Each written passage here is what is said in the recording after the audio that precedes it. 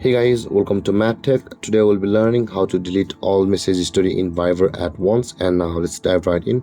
Now, to delete all of the message history in Viber at once, first open up your Viber app on your phone, and on this interface, after opening your Viber app guys, at the bottom right corner of the screen you can see there's a more button available for us with the three dotted icons.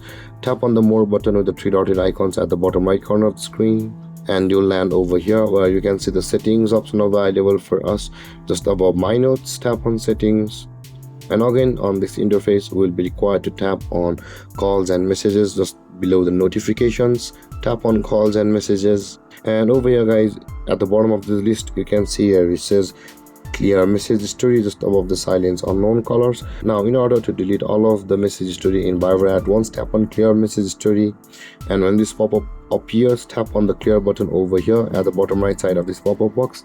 Then all of your message history on Viber will be deleted at once. And guys, this is how to delete all of the message history in Viber at once. And if you have any confusions or questions regarding the topic, feel free to comment in the comment section below, and don't forget to like, subscribe and hit that bell icon for more videos. Thank you for watching guys. Peace.